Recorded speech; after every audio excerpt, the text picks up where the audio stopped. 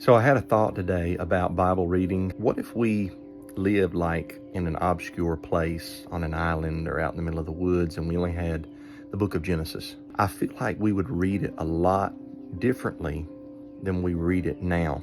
Because when you talk to people about the book of Genesis or Hebrew Bereshit, what they usually say when you ask them a question about it is they immediately go to another book of the Bible instead of first remaining in that book and understanding it in light of that author, that specific writer of that book.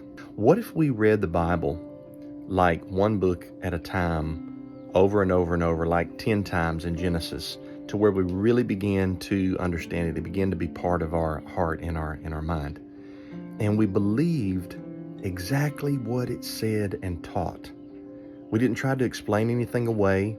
We didn't try to interpret anything by another book that would come after or 1,000 years later, but we just believed it.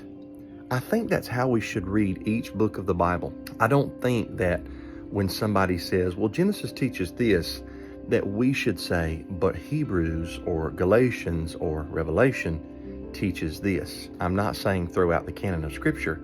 What I'm saying is later revelation will not contradict previous revelation.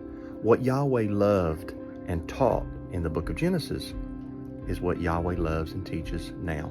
Let's read the Bible in its original context and believe what it teaches. We don't have to throw it out for something that comes later. I think we get a lot more out of the Bible if we read it like this.